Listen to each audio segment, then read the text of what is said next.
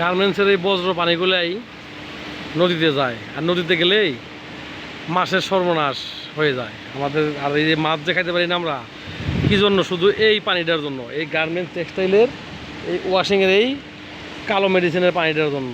আর এই গন্ধের বাতাসগুলো ওরা পায়। আর এই গন্ধগুলা আমরা মানুষেরা পাই, ঠিক আছে? আমাদের ভিতরে এত অস্বস্তি হয়, এত খারাপ লাগে, কী জন্য? শুধু একমাত্র এই পানিগুলোর জন্য। দেখেন এই পানির কালারগুলা, ও মাই গড! এই পানি যেমন দুর্গন্ধ তেমন দূষিত, ঠিক আছে? এই পানিগুলা তেমন দূষিত।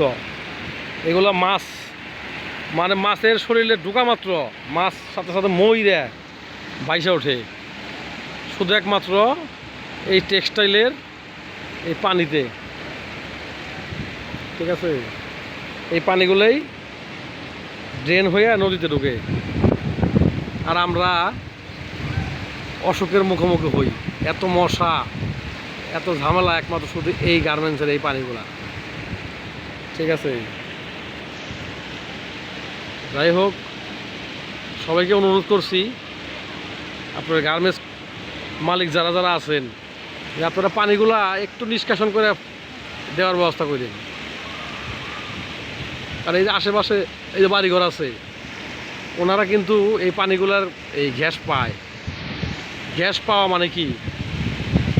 অসুখের মুখোমুখি হওয়া, পরিবেশ, ঠিক আছে? এটা পরিবেশ দূষণ, ঠিক আছে?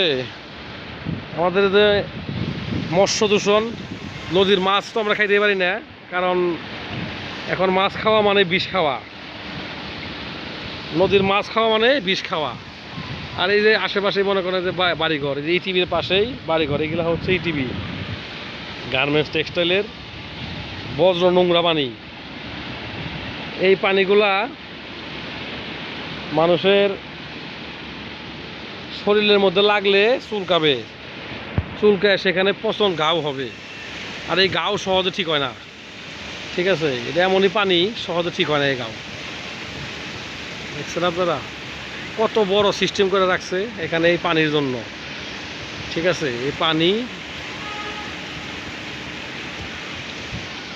যাই আমার এই ভিডিওটা সকলের কাছে সতর্কমূলক একটা বার্তা।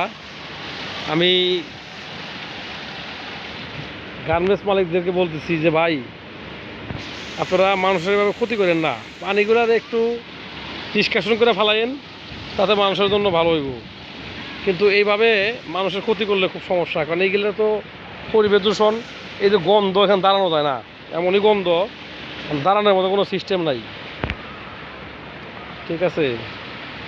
এই পানিগুলাই গ্যাস বাষ্পগুলো আশেপাশে ঘুরে বেড়ায়।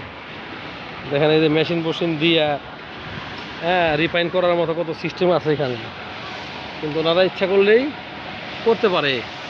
দেখেন তো আশেপাশে পরিবেশটা কত সুন্দর, এখানে কত সুন্দর বাড়িঘর মানুষের, কিন্তু এই